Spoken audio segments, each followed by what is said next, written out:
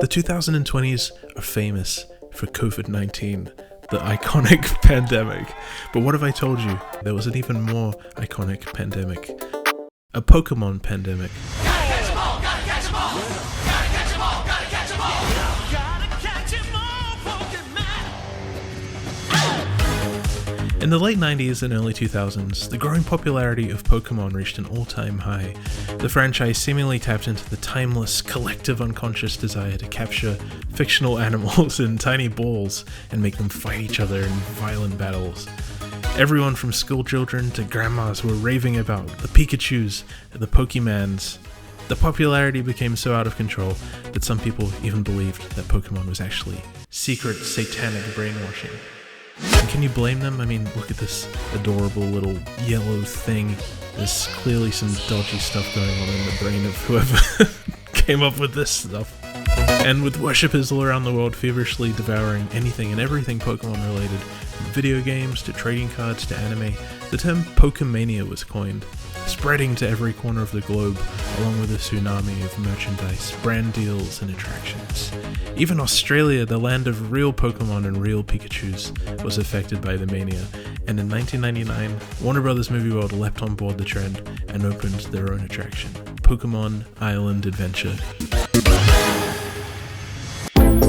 Hello everyone, welcome back to the channel. My name is Mr. Yum Yum, and in today's video, I'll be exploring the history of one of Warner Bros. Movie World's most unique, bizarre, and short-lived attractions, Pokemon Island Adventure. But before we start, I'd like to give a quick thanks to my channel members for supporting my content. Thank you so much. Pokemon Island Adventure was located at Warner Bros. Movie World, a theme park on the Gold Coast in Queensland, Australia, located next to the Village Roadshow Film Studios. The park is themed to Hollywood studios, and in its golden age saw the presence of many iconic attractions themed to recognizable Hollywood IP. The slogan for the park aptly describes Warner Bros. Movie World as Hollywood on the Gold Coast. Movie World opened the Pokemon attraction in 1999 to celebrate the Australian theatrical release of the first Pokemon movie, creatively titled Pokemon, the first movie. The attraction was described as a walkthrough equivalent of Pokemon Snap, the popular Nintendo 64 video game that was released the same year, and guests were encouraged to spot and identify as many Pokemans as possible throughout the attraction. Pokemon Island Adventure opened in mid-December 1999 and stayed open for a whopping month and a half before closing. Yeah, not very long at all. Movie World also opened a Pokemon shop called Pokemon Headquarters in the WB Kids area of the theme park, selling all kinds of merchandising goodies, from t-shirts to toys to trading cards, which at the time would have been extremely exciting and unique. There's barely any information about the attraction itself, and even less photo or video footage. Pokemon Island Adventure doesn't really appear in many advertisements, except for a split second in this one clip where we can see guests mobbing Pikachu, presumably people who believed Pokemon was satanic and were trying to take down the head honcho once and for all. But thankfully there is an article from the unofficial Pokemon magazine, Pojo, which gives an in-depth first-hand account of the attraction. I found this on a Tumblr blog called FigmentJedi, and I also found a Flickr photo album from someone called James Colmer, which gives a rare insight into the short-lived attraction. The magazine article gives a nostalgic and fairly comprehensive explanation of the attraction and promotion. During the time this attraction was running, on arrival, guests were given a goodie bag, including a park map, which also doubled up as a movie poster for the first Pokemon movie, Pokemon the First Movie. Also included in the bag was a map of the attraction, which is described as being similar to something found inside the Pokemon Snap instruction manual, back in the good old days when video games had awesome instruction manuals that you could obsessively read over while your sibling was hogging the console. The goodie bag also contained pieces to a Pokemon puzzle ball that guests were challenged to complete. They could obtain other puzzle pieces by purchasing drinks, food, and merchandise around the park, as well as completing the Pokemon Island Adventure attraction. It's unclear if the attraction was an upcharge or if it was included in the ticket cost. I wouldn't be surprised if it was some kind of extra, because it would make so much money. This was a really smart choice for Movie World to tap into the Pokemania, which was rampant at the time. And honestly, it's a pretty fun promotion. Being a local and frequent visitor of the park, it's strange for me hearing of the golden age when they had things like this. The park has undergone a bit of a transformation, removing many of its iconic Hollywood-themed rides and attractions in favor of a more Six Flags-style superhero-centric park, with large thrill rides and little to no theming. The actual Pokemon Island Adventure attraction was located outside of the park in the neighbouring Village Roadshow film studios, but guests waited for transport via the studio tour tram towards the front left part of Movie World's entrance area, and this area was loosely themed with Pokemon posters hanging up and TVs playing commercials and clips from Pokemon. Guests then boarded the studio tour tram and were transported to the neighbouring studio where the attraction was located in one of the sound stages. Apparently a pre-recorded voiceover from a kid doing a shockingly bad American accent played, talking about the adventure. I love hearing about all the cheesy details like this. Having visited Movie World frequently throughout the years from my early childhood right up until now, there is a certain charm about Movie World's imitation of Hollywood with its exaggerated American accents with that unmistakable Australian twang. Some of the performers actually pull off a pretty good job, but many land somewhere in the middle of Australia and the US. Once arriving at the studios, guests were greeted by Movie World staff in a bunker-style setup, which sounds ominous, before being led into the first room, which was themed to a beach. Like I said before, it was a walkthrough style attraction, so guests didn't ride in any vehicles or trains, and the goal of the attraction was to spot different Pokemon and mark them down in the booklet that they were provided, and tick them off. To assist, a spotlight would shine on different areas to try and help guests spot the various Pokemons.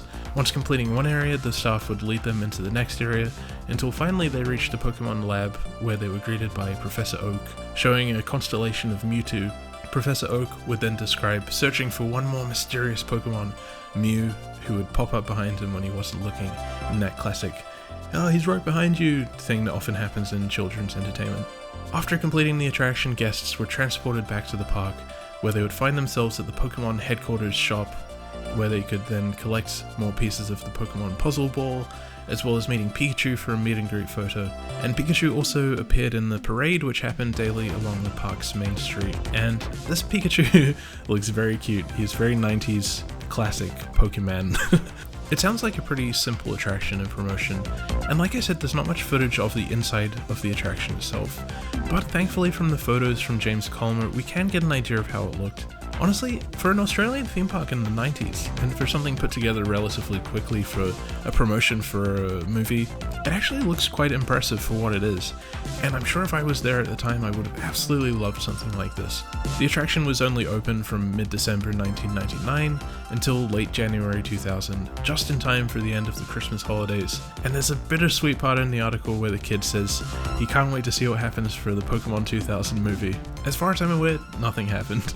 Which is a shame. In the early days of Movie World, there were many promotions and events like this themed to films being released at the time, including the amazing Harry Potter experience and the Matrix exhibit. But sadly, over time, these kinds of attractions have slowly been replaced in favor of things with more longevity, which I can understand on one hand, but on the other, as a film lover, part of me yearns for the golden age of Movie World where it was more focused on movies. Pokemon, of course, continued to be a global sensation to this day, with Pokemania ebbing and flowing frequently with the arrival of things like Pokemon Go and the endless release of new Pokemon games, trading cards, and anime. And as far as I'm aware, Pokemon has yet to be outed as a secret satanic brainwashing cult, but only time will tell what the truth is. Pokemon Island Adventure marks a funny period in the history of pop culture, but I actually think Movie World was ahead of their time with this attraction, especially with the success of video game films like Detective Pikachu, Sonic the Hedgehog, and now a Minecraft movie. I think the opportunity not only for video game movies, but also attractions based on video games is at an all-time high, so who knows, maybe we'll see something like this come back in the future. I hope you enjoyed this deep dive into the history of this quirky little attraction. What are your thoughts on it? Do you think it sounded interesting, or was it just a quick cash grab? Did you ever get to experience the attraction itself? I'd love to hear. Let me know in the comments, and if you enjoyed the video, please feel free to leave a like, a friendly comment, and subscribe for more. Who knows, maybe I'll make more videos like this in the future. Before we finish, I'd like to wrap things up by giving a very special thank you to my channel members for supporting my content. A very special thank you to Koala75, Lee Donald, SW Stevie 1, Randall, Maloney's Coasters, Carrie Jekin, Medic Brick, Kai on the Internet, Movies Like Everyone, Audrey Allen, Oogie Boogie, and Theme Park Ogre. Thank you so much everyone for your very kind and generous support, which means so much to me that you enjoy my content enough to support the channel in this way. It helps me save for future trips, better equipment, and also cover costs associated with running the channel. So it really helps me a lot and it means so much to me, so thank you very much. And for anyone who would like to become a channel member, you're more than welcome to do so. This will give you access to new videos early. You'll also get a special Yum Yum sticker next to your username on YouTube, some Yum Yum emojis to use in the comments, and as a new feature you'll also get access to a hand-drawn illustration by me to fit your very needs and requirements. And for any of my channel members who haven't told me what you would like your drawing to be yet, let me know in the comments or message me on Instagram. But if you're not in a position to support the channel in this way, you're more than welcome to do so by leaving a like, a friendly comment, or subscribing for more. Thank you so much for watching, and I'll see you next time. Bye!